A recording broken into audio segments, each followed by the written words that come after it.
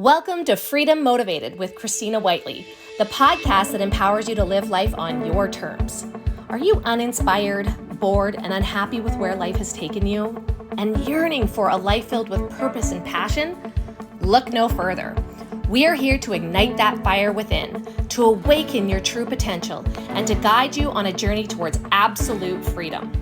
Join us as we delve into the minds of incredible entrepreneurs and freedom leaders from very different backgrounds with incredible stories. Be inspired by their resilience and learn from their challenges they faced along the path to success. These are the brave individuals who fight every day to awaken people to the power of self-responsibility and who inspire them to create a life they are absolutely in love with. Each episode will explore the concept of conscious income creation, building a business or creating a career that aligns with your unique skill set, purpose, values, and belief system. Discover the strategies, tips, and invaluable insights shared by our guests as they guide you towards making a living doing what you love. It's time to break free from the shackles of conformity and embrace the freedom that awaits.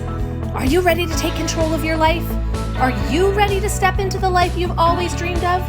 Then welcome to Freedom Motivated, the podcast that will ignite your spirit and unleash your potential.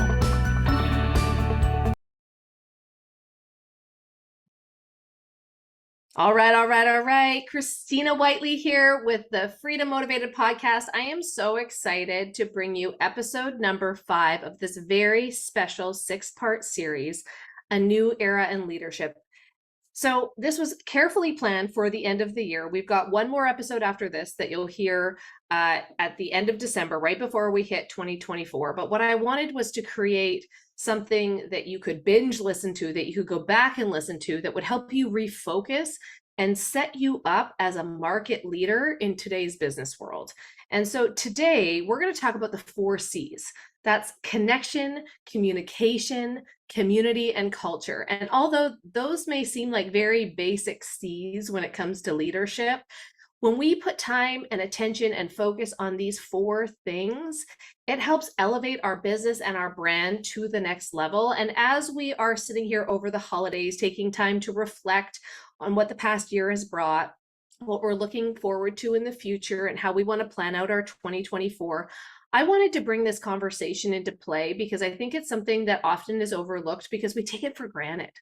And it's something that could absolutely set you apart from everybody else if you are intentional with the way you put energy into your connections with people, how you communicate with them, where you're building community, and the culture that you are bringing for your brand. So I'm really excited to get into this today. The last 4 weeks, we've talked a lot about mastering your mindset. We've talked about how to become a market leader and aligning your identity to its highest purpose. And then last week, we talked about absolute ownership in your life with your decisions and your habits that will allow you to reflect and propel you forward in business and in leadership.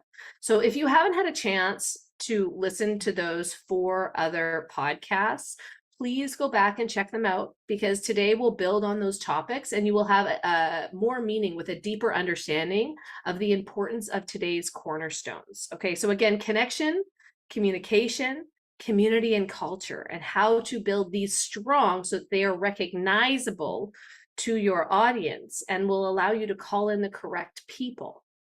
So these are things that you must master to build long-term sustainable business and earn the trust of your clients or customers. So trust is a huge factor. Trust, transparency, authenticity, vulnerability. If you can embrace those things and bring them forward in your connection and in your communication, in your community, and in the culture that you create, you have a winning competition. So let's get into this. We're going to start with connection. And it is the key that unlocks the other 3. And we can break it down into 2 questions. Okay. Number 1, how are you connecting with people? Are you connecting through the content that you create? Or are you connecting in conversation, in person or online? The content that you create, a lot of us talk about content creation and content mapping and content pillars and all that kind of stuff. I go into a lot more detail in my programs in the Accelerated Business Academy, as well as our new program, the Market Leader Mastermind, that's coming in 2024. But our content is our resume. It's how we connect with people. It's how we speak to people. And you want an accurate representation of who you are, but it's the conversations that we have behind the scenes. It's the conversations that we have in person when we're sitting down face to face. That's how we truly connect with people. And so your content is meant to spark conversation, and it's meant to connect you with your ideal audience, but our conversations are what's really important. And the second question that we can use to break down connection is, where are you connecting with people? One of my favorite places to connect with people is in-person events. Or we used to go to the Saturday market in our local community and buy all of our groceries and gifts and anything that we could do to support local when we were up in Canada. And so I really enjoyed the social interaction and connecting with people every single Saturday when we were out and about. Most of us, we stick to ourselves, or we're on our phones in the grocery store lineups, or when we're picking up our kids at school, instead of actually embracing conversation and getting to know people. And you have no idea who's right in front of you. So maybe the next time you're at school picking up your kid, instead of scrolling through Facebook, you start a conversation with another parent. Find out a little bit about them, find out what they're going through right now, and connect with people. That connection is missing right now. And so you can connect with people through social media. You can connect through email. You can connect through a contact list, by phone or by text message, events in person or virtual events. You can connect in meeting spaces in person or in masterminds or networking events. All of those places are really great places to find connection. But after a huge disruption with our lives with the COVID lockdowns, and also increasing automation with AI, people are craving connection now more than ever, in purpose or on the phone. One of the things that I love to do is set up coffee Zooms with friends that I haven't connected with in a really long time. Sometimes we forget to pick up the phone and have a conversation, right? And maybe the phone isn't as personal unless you're FaceTiming. So I like to have a coffee Zoom, or set up, for those of you that aren't pregnant, maybe you like to have a glass of wine with your girlfriend via Zoom if you don't live in the same place, right? But you can do that through social media. You can do it in a group setting. You can do it through interviews and live videos, right? But people right now are also craving genuine connection, real conversations, and real-time solutions. We're so sick and tired of the how the weather conversation, and the surface level conversation. People truly want a sense of belonging, and they want to find people that are like-minded, people that are willing to have bigger conversations, use a little bit of critical thinking, especially people in my circle. So connection is one of the things that we actually need as human beings. We are absolutely social by nature. And so we thrive on the emotional support found in our relationships that we build. It provides us with this sense of belonging. It has a positive impact on our mental and physical health, and can actually reduce the risks of anxiety and depression when we have connection with other people around us. It helps us gain a new insight and learn from different perspectives. That's one of my favorites, having, difficult or critical conversations with people and learning why they think the way they do, or why they stand behind the values that they do. And it allows us to have bigger conversations that can grow both sides when had in a respectful and kind manner. It helps us grow as human beings because we can do more together than we can do apart. And it helps us learn from other people's strengths if there are weaknesses, or vice versa. Maybe we have something to contribute because it's our strength, and somebody else is looking to hone that skill or grow that piece of their personality in a way that they can learn something from you. So you can see why it's imperative that in leadership, we use connection moving forward. And that's something that we really focus on. If you can connect with people and their emotions, then you can move them to take action. And that's why sharing pieces of your past, or the struggles that you've been through, and being really open and honest and vulnerable about the challenges that you faced, and then the positive outcome on the other side, is so imperative. And that's what will actually help motivate people to move, is when they feel inspired by your journey. So here are 8 reasons connection is absolutely necessary in this new era of leadership in business, okay? Number 1, it forms the foundation for establishing trust. So just putting out social media content, or putting out a business website and hoping people will come is not enough. We have to establish trust with people, and we have to connect with them to do so. Number 2, it creates a meaningful long-term relationship. I know when people first get into sales, when they first get into, doing something different or trying to create a business, a lot of the times they focus on the sales. And what I can tell you is these long-term meaningful relationships will pay you over and over again. There are times where, I've represented a company and I've sold products and people haven't bought from me right off the bat because they didn't need that at the time, but their life changed over the years. And 3 or 4 years later, they did purchase from me. And because I had shown up consistently and connected with them and continued to connect with them and build relationships, they trusted me enough to buy instead of buying from anybody else, right? So you want to think about that when you are building business, because people won't necessarily buy from you right away if they don't have a need.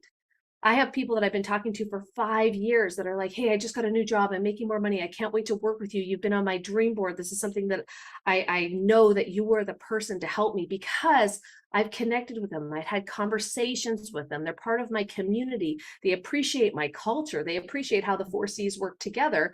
And even though it's 5 years later or 6 years later, that's something that I'm willing to do. I'm willing to have those conversations and those connections because I have a long-term vision of where I'm going and I'm not giving up anytime soon. This is part of who I am and how I show up. Number 3, connection enhances communication by encouraging open and honest dialogue, right? We know that when we connect with somebody, whether we connect and maybe it's a bad situation or a good situation, whatever it is, it fast forwards how we feel about them. And so we have more open and honest dialogues with people that we trust. And that's where we truly connect with people, when we have more than a surface level conversation. And then number 4, you also get a better understanding of your customers' needs, your community's needs, their concerns, their dreams. All of those things change all the time. And so you learn to serve people at a much higher level when you take the time to listen. Number 5, through connection, you gain perspective. You also gain empathy and a genuine understanding of those that you serve. And I'll give this as an example. Before I experienced having miscarriages by myself, not by myself, but on my own, before I experienced having a miscarriage, I had sympathy and empathy for women that have been through that, but I had no idea what it was like. That empathy came from going through that experience myself and then be able to support and listen to other people that are going through it too, because I know what you go through with your body. I know what you go through with your emotion. I know what you go through with anxiety and disappointment and hurt and grief. And I couldn't have had that connection with them, that genuine understanding or empathy, had I not gone through that circumstance or had an in-depth conversation about it. And so when you truly connect with people through intimate situations or circumstances, you have a better understanding and perspective of what people actually need in that moment. Number 7, connection enables you to be a positive influence.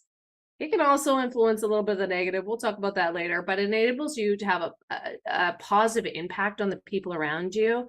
And when you are a positive influence, people are more receptive to your guidance and your recommendations when they know your character, when they know what comes behind it. Sometimes I have to have really difficult conversations. I race to those conversations to communicate those, because when you avoid them, it creates room for error. It creates room for stories that are being made up on either side without that connection. And so I race to have these difficult conversations sometimes. And when you are courageous enough to do that, you can actually learn a lot more in the process. Those conversations are never as hard as you think they're going to be.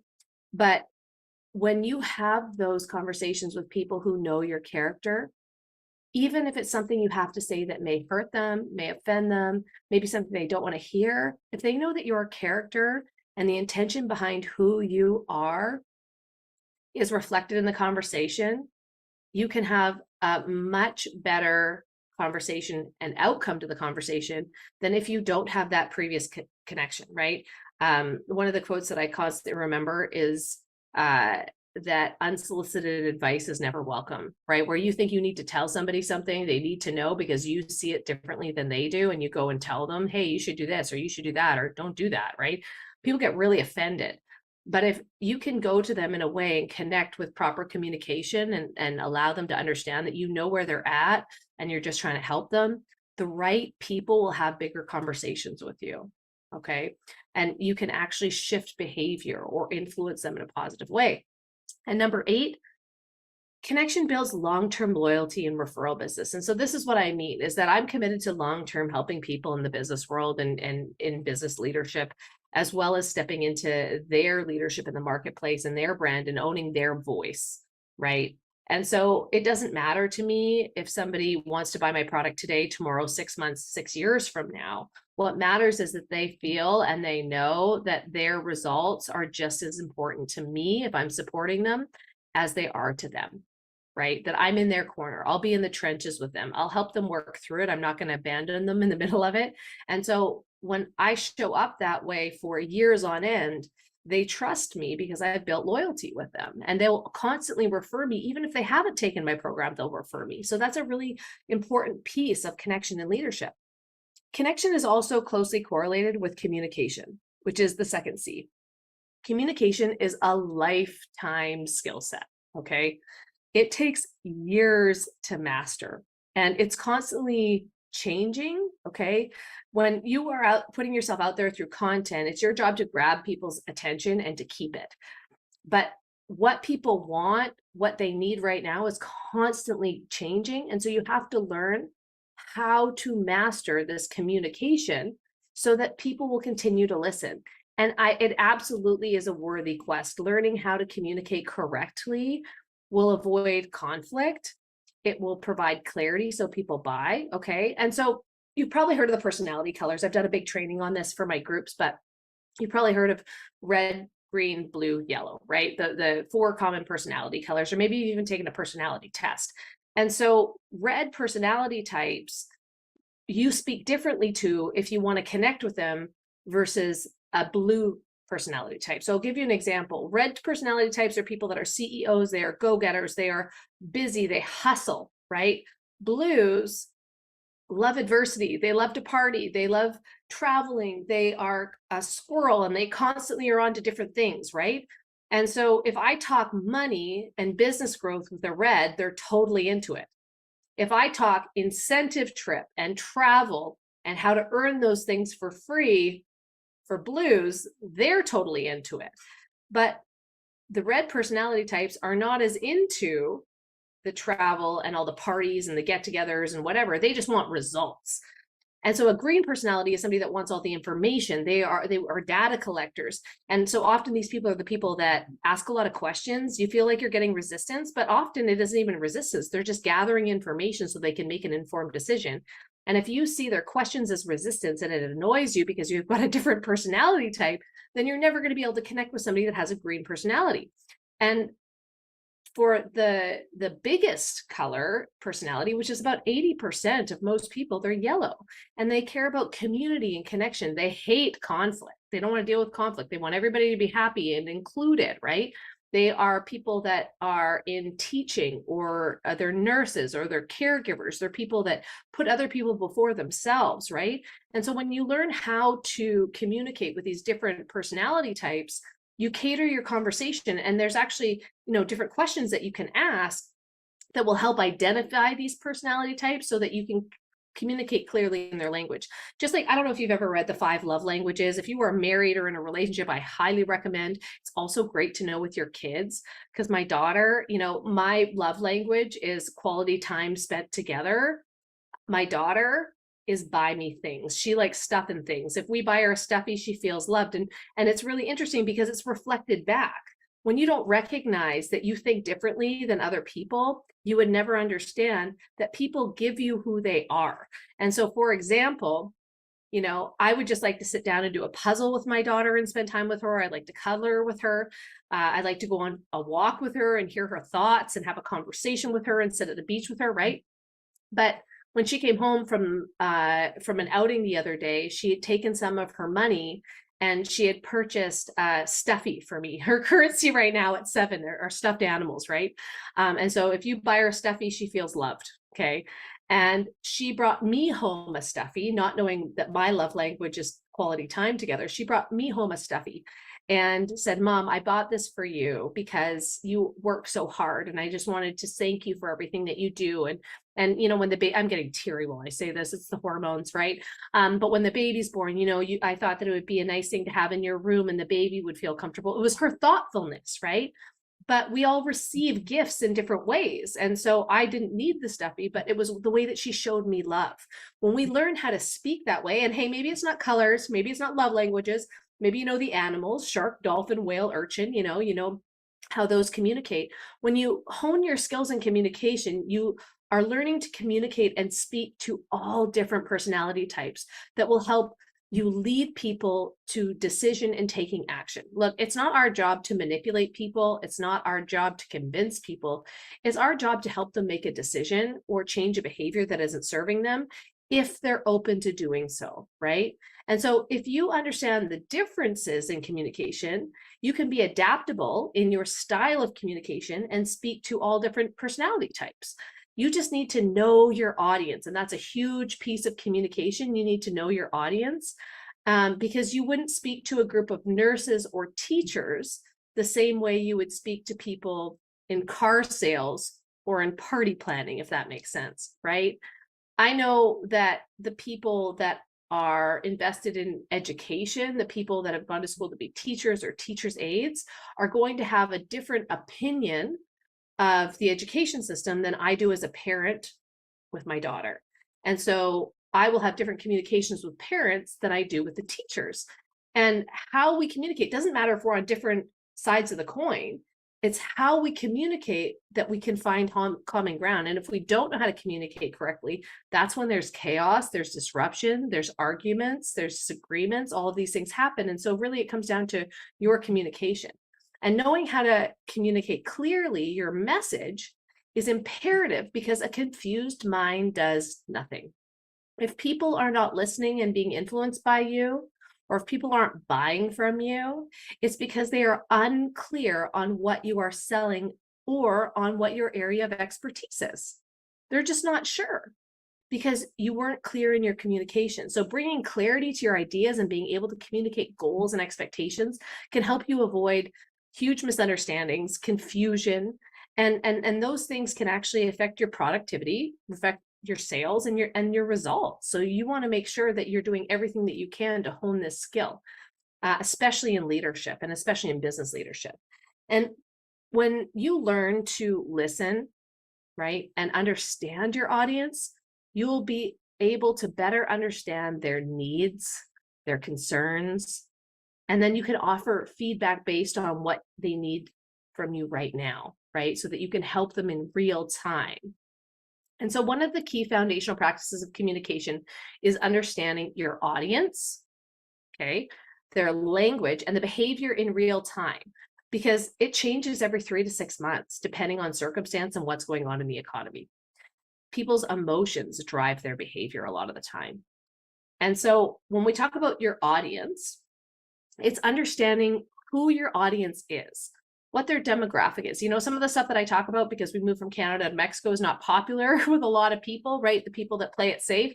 I know that the information that I'm putting out there to be a business leader would make them feel really uncomfortable, but I understand my demographic. I understand who I'm calling in. I'm understanding who I want to work with, and I'm creating content for those people. So you that are listening, you are the people that I want to connect with. You're the people that I want to help and I want to align myself with.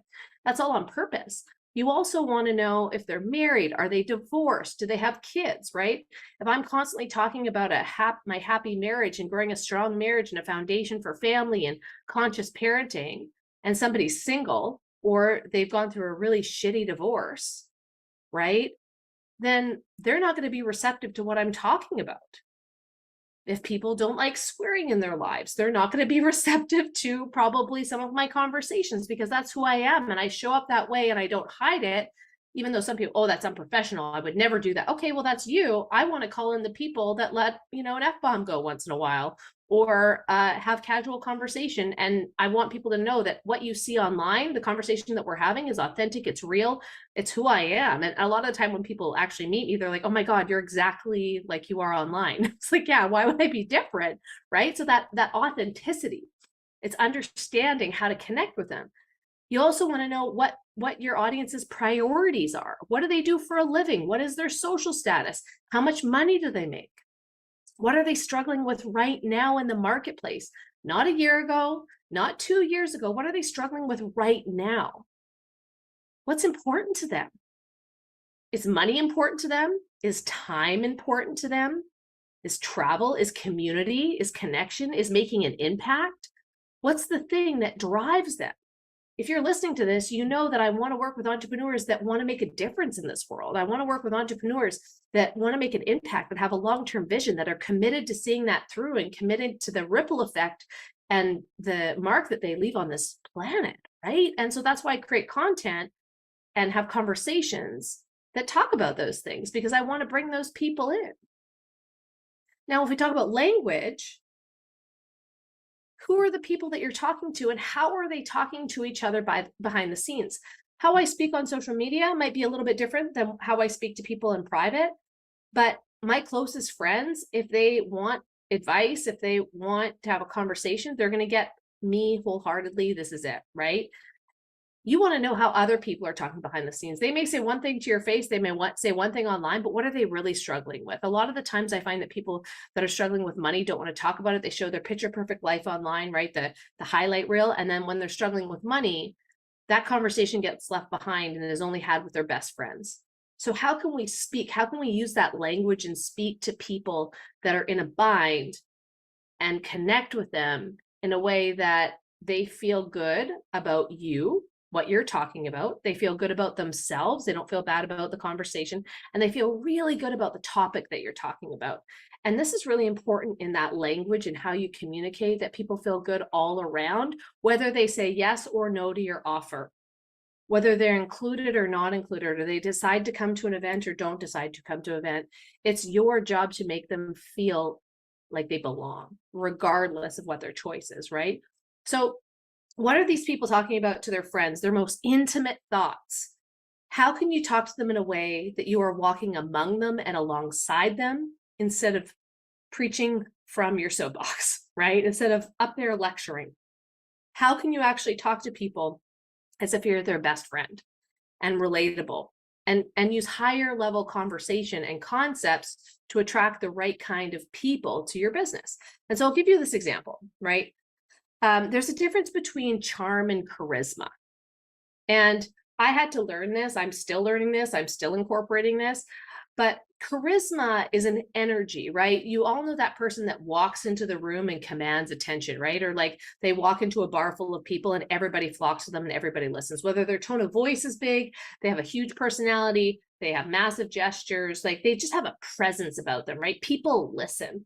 So I'm going to give you this example as Trump, right? People listen to Trump. Whether you like him or you don't like him, it doesn't matter. But they listen to him. He commands attention, right? He has influence because he commands attention. Now, the other side of that is charm. Charm is how you draw people in. Charm is how you connect with them, how you communicate them, how you make them feel comfortable, how you make them feel like they belong. So if you think of Barack Obama, whether you like him or love him, or whether you hate him, doesn't matter, right? When you think of him with his Southern drawl and how he talks and his storytelling, he draws people in. They want to connect with him. They want to communicate with him, right? And so he's pulling people towards him as opposed to commanding attention. If you can learn how to be charming versus charismatic, and there's a place for both, by the way. If you are a keynote speaker, you should be both. You should be charming and charismatic. If you are an entertainer, you should be charismatic, right? But if you want to gain people's trust, it's learning how to talk their language in a way that they would be talking to their best friend, and it's charming. It's you're somebody that they want to be around. Then we're going to talk about behavior, okay? What are these people, your audience, doing right now? What is the biggest problem that they need to solve? What are they struggling with right now today? What do they see as a necessity, right? This is really important because if you can picture or position your product as a basic need for your audience, you will win. If you can position it in a way that they have to have what you have because it solves the problem of today that they are struggling with and you have results to prove it, then you will win. You want to know what their belief system is and what they value. What are they doing with their time? Where are they spending their money? Who are they spending it on? Who's your competition? How could you do it better? How could you communicate more clearly? How could you increase the pace of their results? How could you get them to win faster, right? When we learn to have better questions, when we ask better questions, when we learn to have bigger conversations and put people before our sales, okay, this is a big deal because I know a lot of people are desperate out there. We have to put people first before our sales. Our conversations are different. We learn more about the people that we want to connect with faster, and then we can help them with what they actually need versus what we think that they need, right? So many people are out there creating things over and over and over again, trying different things instead of creating what the marketplace actually needs. True leadership meets people where they're at. Okay. When you review your social media, or when you think back to conversations you had over the last week, are they of your highest vision? Are you acting as your highest version of yourself? Or is it an outdated version of you that is ready for growth and change? Did you get sucked back into an old conversation about talking about old things and old people and old relationships? Or are you talking about the future? Are you talking about what's next? Nobody wants to talk about the past. They want a vision of the future. So are you communicating that authentically? Do you come across as someone who is genuine and relatable? Are you actually someone that people feel comfortable reaching out to? Right? Sometimes when I respond to messages, I use voice message and people say, oh my gosh, it's actually you. I thought it would be a VA. And sometimes, I do have VAs that help keep control of my social media, make sure I don't miss anybody. But I'm the one that answers a lot of the questions because I want that connection. I want to learn from people as much as possible, right? And you have to realize that likability has a lot to do with how you communicate. So vulnerability and humility become your super connectors. When you can share with people something that was difficult for you, that you've been through before, that you overcame, people don't care about your massive success. What they care about is what you overcame to get there. And so if you can be totally vulnerable and relate to somebody when they're in a really tough time and you're in the trenches with them, you're going to fast forward your trust with them. And here's the deal. You want to learn how to be a guide as opposed to a hero. This will change the game in your leadership, and transparency is a huge piece of how we communicate. So if you show up and you are constantly commanding, using that charisma, people will say, good for you. You're a hero of your own life, right? As opposed to guiding them and walking alongside them, linking arms with them and moving forward. So I'm going to give you an example. My husband, he has been focused on his fitness for 16 years. And he came home from the gym the other day and he looked really good. And he'd taken a couple of photos he shared with me. And like, this guy works his butt off at least 5 or 6 days a week. He's gone to CrossFit for the last 16 years, like he is really, really fit. And he brought these pictures home and he's like, I know a lot of people are going to set New Year's resolutions and get healthy and want to hit the gym. He's like, I want to know how can I inspire them? Because how many of us have seen gym selfies? I'm going to put the little air quotes up, gym selfies. And you're like, good for you that you look like that. I definitely have been one of those people, especially pregnant. I'm like, I'll get there one day, right? I'll be there one day. But a lot of the times people just post their progress. And that progress is unrelatable when you're starting so far back, when you're starting after you've gained 40 pounds in pregnancy, or you're 50 to 100 pounds overweight. When you see somebody like him that has a 8-pack, right? You're just like, good for you. Like, that could never be me. But what you want is for people to see themselves inside of you. And so he's like, how do I inspire and motivate people to start this journey that it's taken me 16 years to get to? And so I said, you tell the story of where you came from. You tell how you got here. And so he did this so beautifully. I'm so proud of him because this whole content creation, this whole online marketing stuff, all this stuff is brand new to him. And although it's my wheelhouse, it's not something that he's really comfortable with or even comfortable sharing, to be perfectly honest. And so he talked about how 16 years ago, and we both met, we were both bartenders. He was a bar manager of a rock and roll bar. We had a lot of fun back then, but it was not the same lifestyle that we live now. And so he would work until 2:30 in the morning. He would eat a couple of junior bacon cheeseburgers from Wendy's on the way home. And then he would sleep until 11 or 12, order pizza, and then go back to work at 4 p.m. the next day. Like that was his cycle, right? He weighed 135 pounds. He was not healthy. He would like get winded doing any sort of activities, right? So he's like, this is not good. This is like really not good. And he had a moment where he had an epic hangover one day at 27 years old. And he's like felt the shudder in his body. And he's like, there was this defining moment that life needed to change. I couldn't continue down this path. He'd seen people die from alcohol abuse. He'd seen people really young die from heart attack or drug overdose. And he's like, this can't be my life. And so he made the decision to change. He also used to smoke 2 packs a day. So he gave up his smoking. He gave up, those binge drinking evenings, and he started going to the gym and started making healthier choices in his food. And, as he talked about the 16-year journey, he said, there's not a day that goes by that I want to go. Every time he comes home from the gym, I'm like, how was your workout? He's like, hard. Like that's every day. Okay. And he gives it his all. He's like at the top of his class. He gives it his all. It's quite incredible, his dedication to his fitness. And he said in his post, I never feel like going. After 16 years, this is not a habit that I love and I can't wait to show up for. He's like, I have to make myself go every day. I have the excuses of I need a rest day, or I should be working, or I don't need to go today because I'm in great shape. Maybe I'll go tomorrow, right? But he's like, life gives you time off. There will be days off because something comes up. You're going to get days off anyway. So he's like, you might as well work towards a goal and commit to it, even though you don't want to do it every single day. And so it's how he told that story that was incredibly inspiring, had a ton of engagement and comments on social media, inspired people to do more, had words of encouragement. It was beautiful. And I was so proud of him for that because of his communication, right? So part of this is when you create a community of like-minded humans, you have to act with integrity at all times. It would be unfair to post this picture and say that it was no effort, right? He is now 170 pounds of muscle that has taken him so much time to put on and energy because he's got to eat more. He's got to commit to his workouts. He's got to commit to lifting heavier. He's got to commit to all these things. He doesn't just put on weight. Ladies, I get it's so frustrating because just as hard as it is for me to lose weight, it's as hard as him to put it on. So it took a lot of time and energy for him to put on that muscle mass, right?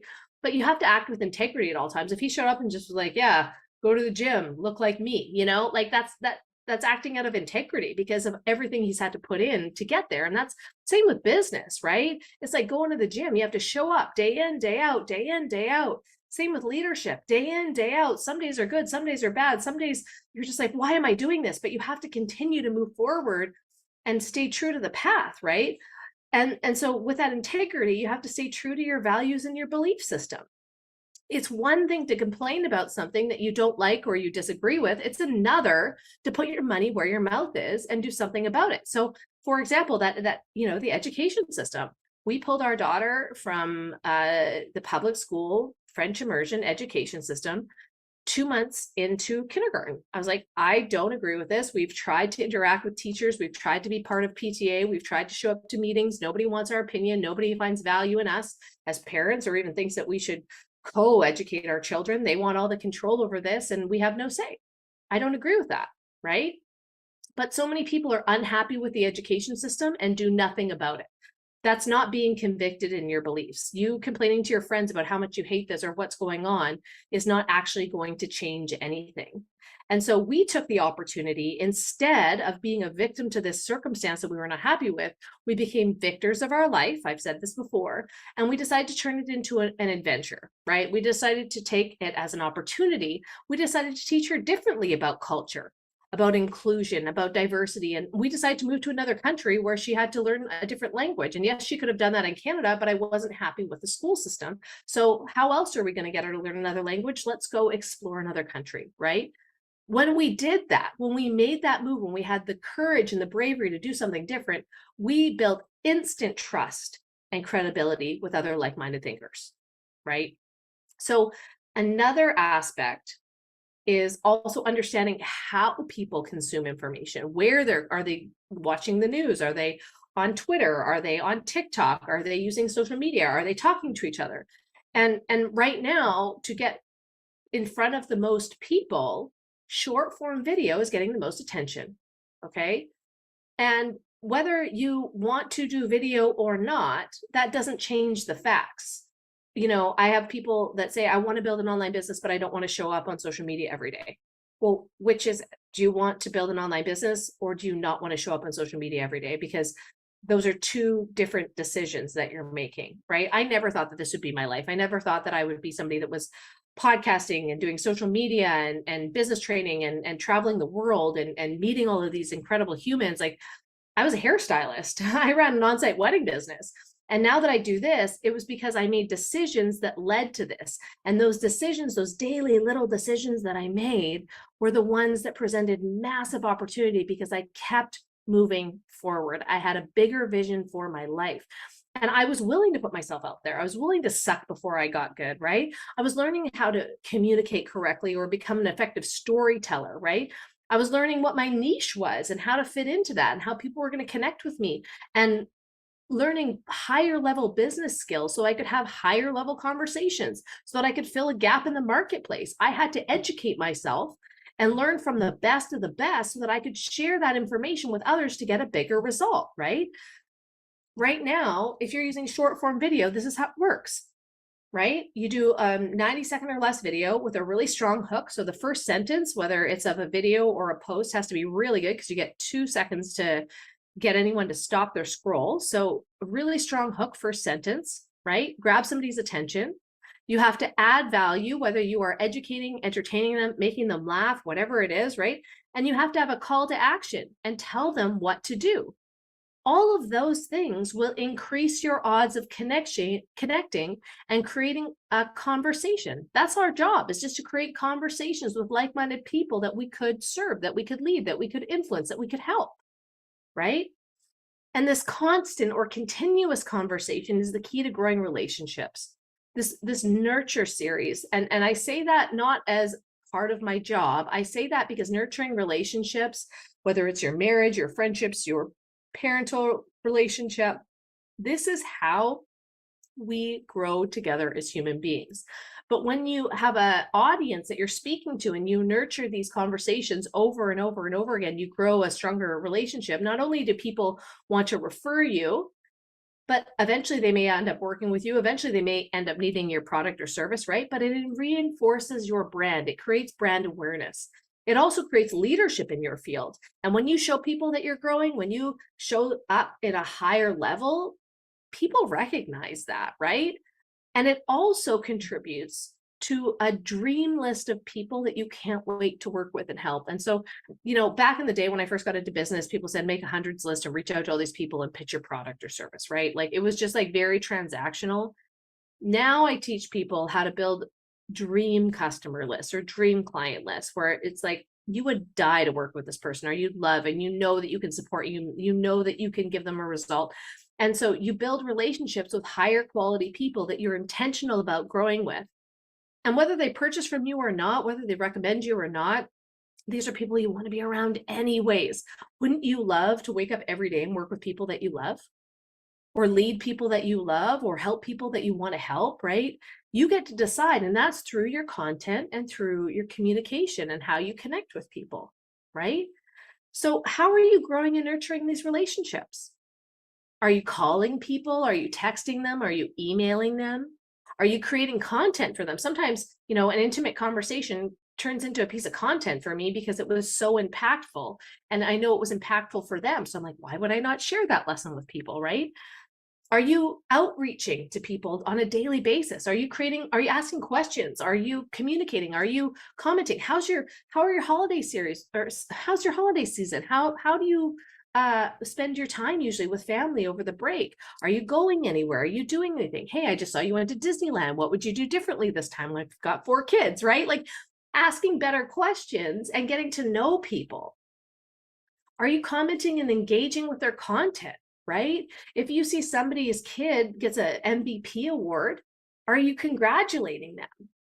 Or are you stuck in your little bubble and want everyone all the attention on you? Because it works both ways. The energy that you put out is the energy that you get back, right? For good or for bad. You don't get what you ask for, you get who you are. Are you taking the time to invite people to a webinar, to a workshop, to an event that you're going to, that you're hosting? Are you taking time to educate them? Are you taking time to hear them out and hear what they need from you, right? If you're not taking, 2 or 3 or 4 times a month that you're engaging with people, maybe even planning a strategic partnership that would help level the bar for both of, or up level the bar for both of you, then where is that relationship even going? Are these people that you actually care about? Most people put them on a list and was like, okay, well, this is my list. This is my email list, right? But do you actually care about these people? Do they feel like you care in your communication and in your connection? When they can feel that from you, it promotes a two-way conversation and builds your connection through communication with every single message and every single post, because they know that you care versus I only care until I can sell you something, or I only care if I'm getting the result that I want. And that can't happen anymore because people are so skeptical. It's not a click and buy culture anymore. People want to know where they're spending their money and who they're spending it with. So you've got to be transparent. And then the last 2 C's, they go hand in hand, community and culture, okay? You build community through relationships and trust accumulated over time by providing value to people, by helping people do what's in their own best interest. Let's say that again. You want to help people do what's in their own best interest, not what's in your best interest, because that becomes very transparent at some point to them.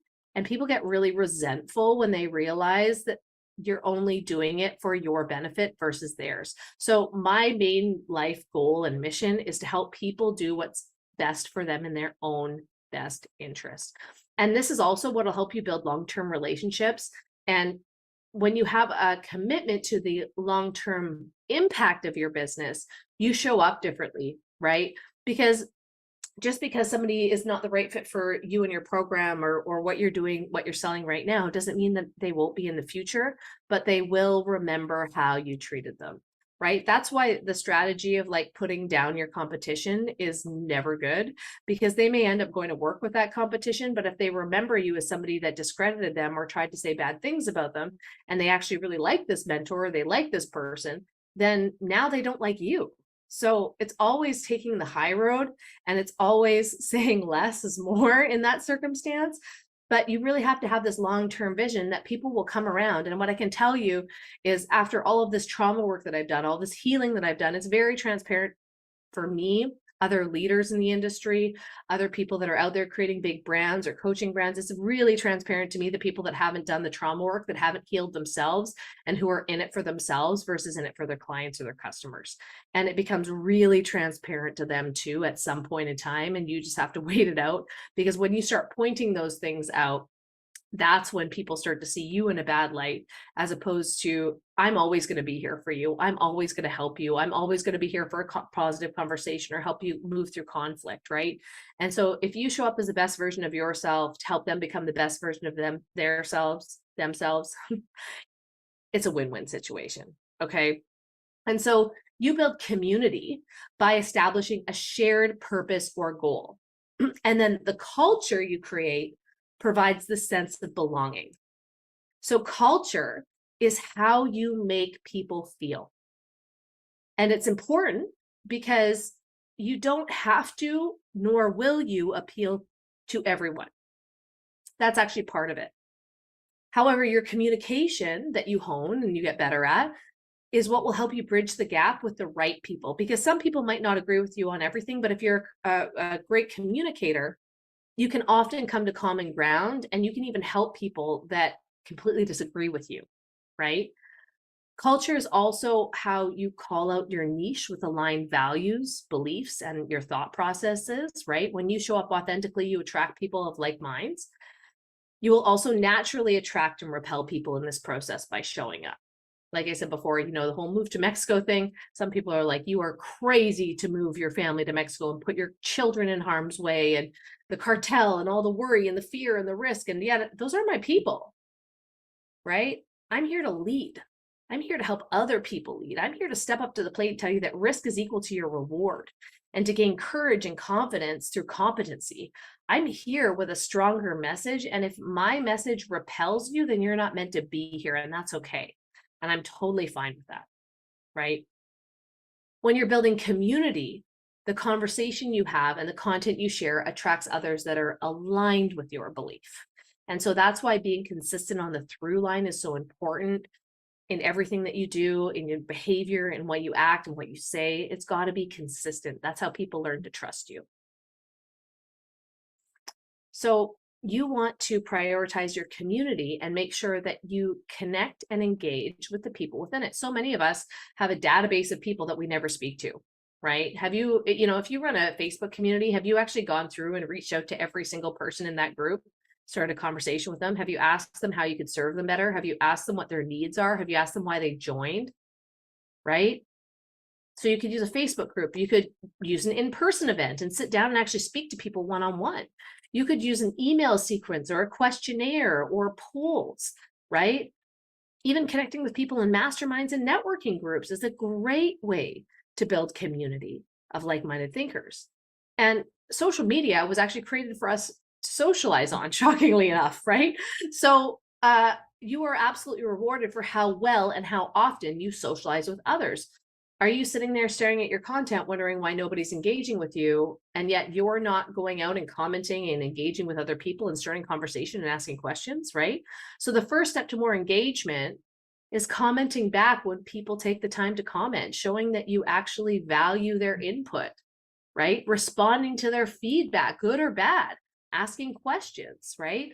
I had a guy duet one of my videos from TikTok, and he was talking about some of he's like, I think people should be able to move and live wherever they want. This is not a criticism to you, but there are some ill effects that happen when other immigrants come in with money. Now, I think all of us are very well aware of how gentrification can happen in cities, and how people are immigrating and migrating in the masses right now to find their piece of heaven, what they believe in, what they want, right? And we all have the right to move. We have freedom of movement, right? And we're able to live wherever we want. But what he was saying is there's some negative impacts, and here's some of the negative impacts. And so I went on to his video and I said, I would love, because you were respectful and kind and courteous in your video, I would love to have a conversation with you.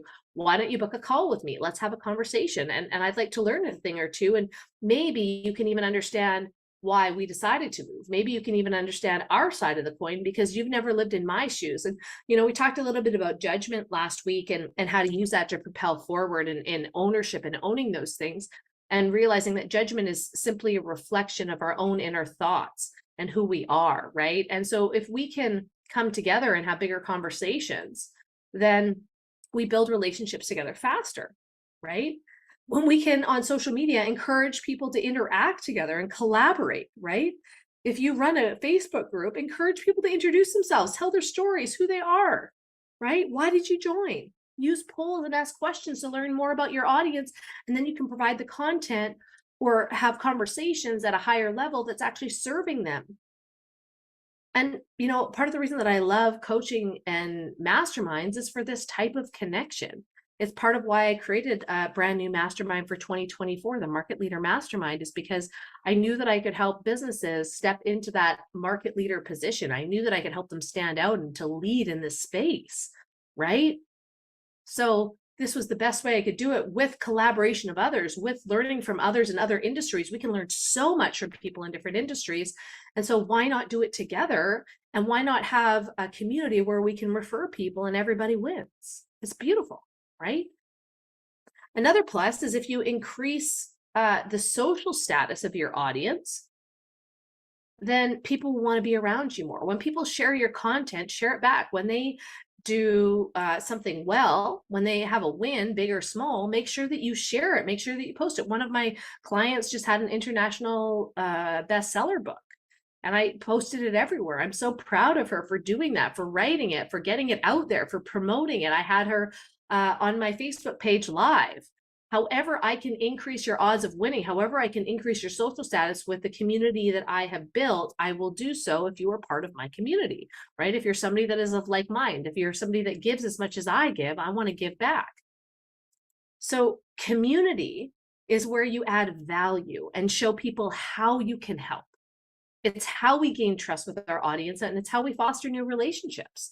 The piece of that with strategic partnership and collaboration is another way that adds on to growing your network and creates this community, right? When you're visible in other people's networks by doing live interviews, and you share the live interviews with them, or podcasts or podcast exchange, virtual events or group trainings in other people's groups where your knowledge is needed, this is how you can connect and add value to other people's lives. So you learn how to become an asset to those around you, whether they're clients or customers, and you're, giving them props for something that they're doing amazingly that other people are going to see. I remember my client Rita, she created $15,000 extra in her income in 2 weeks because I made a suggestion that she offers a higher level service, and instantly had $15,000 more. So I edified her and I said, this is what she created. This is what she did. She already is a multiple six-figure earner. She already has multiple streams of income. And that now she went on and increased her income by $15,000 this month, which is pretty incredible, just by offering a service that was of higher level to her clients.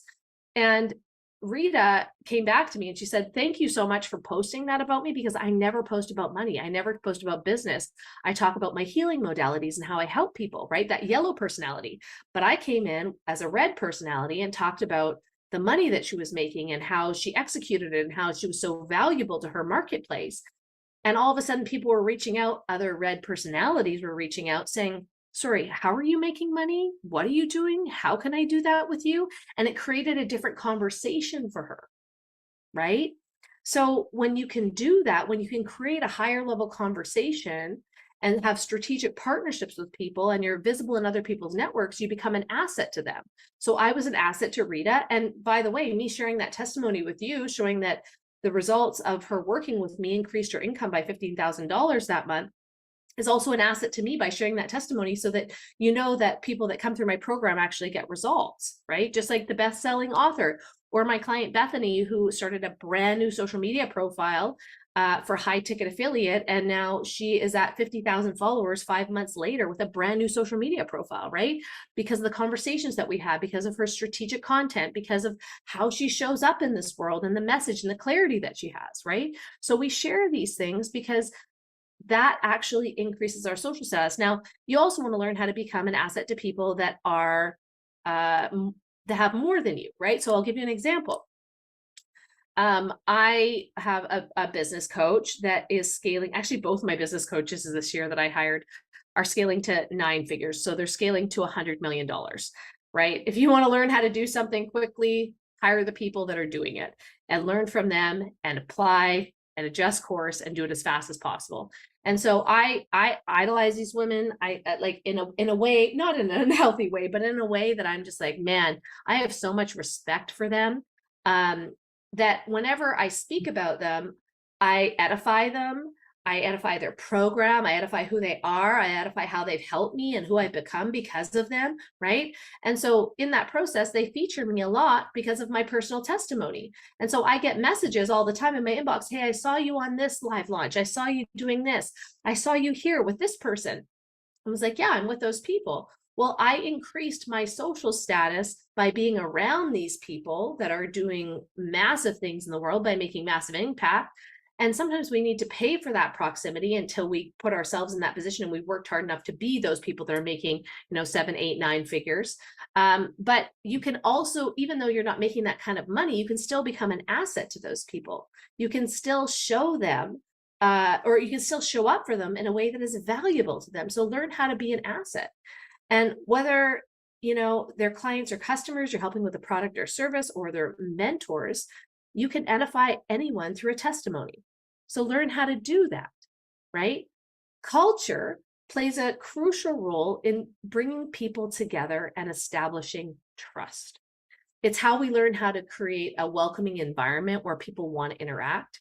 It fosters a sense of belonging in our community, and where people can share their practices, their beliefs, their strategies, their values. It provides an environment for collaboration. It can also help us shape our identities for good or for bad, right? When you think about culture of a country, a really great example of that is culture can directly impact economic growth. For example, here in Mexico, they're rich in traditions. They have incredibly strong family and religious values. Their food is incredible. Their food culture is incredible. The events, the economy is thriving down here. It's awesome for entrepreneurs, right? And many people are immigrating here because they have a better opportunity here to build business. They're not being crushed by taxes, by regulation, by all of this crap that is destroying the middle class and small business owners to the countries north of us. But people are coming here and building business here, contributing to the economy. They're contributing to jobs. They're contributing to well-being, and they're part of the social equity here, right? And so more and more people are coming to Mexico. They're realizing that a lot of the propaganda, the lack of safety, or whatever people believe about the cartel and the government and it might not be true.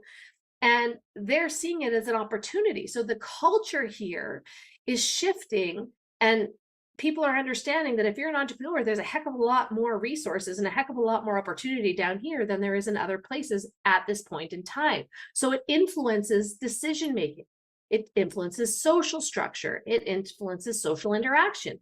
And it plays a huge, significant role in education and learning. It also influences people's belief. Okay. And so culture is something that helps us understand and appreciate each other and our diversity.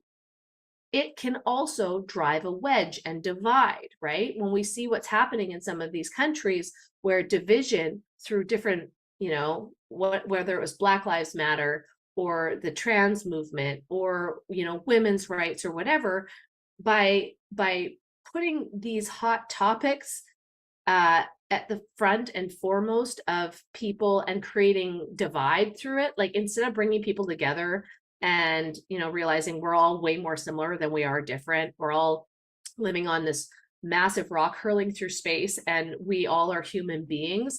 People are more focused on their differences. That kind of culture is actually dividing us instead of allowing us to appreciate each and every one of us and our diversity. It doesn't actually drive the right thing. And so you have to be really careful when you create culture. And you also have to realize that you're going to have to leave people behind and exclude them if they do not operate within the culture that you believe and they do not share values, right? So creating a culture that no one wants to leave takes intention.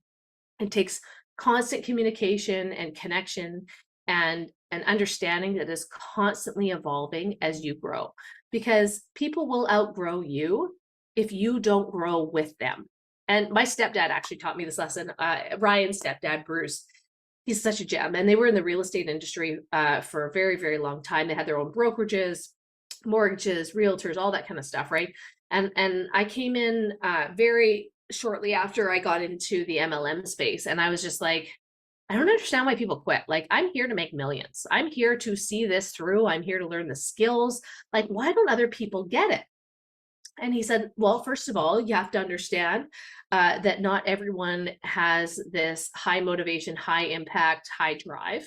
And so there are going to be people that operate completely differently from you, but it's your job to create a culture that no one wants to leave, because he's like, people are always leaving, especially the good people. They outgrow situations, they outgrow companies, they outgrow businesses, and they go on to do something at a higher level. So it's your job to create an environment that keeps them around the longest. And he gave me this example.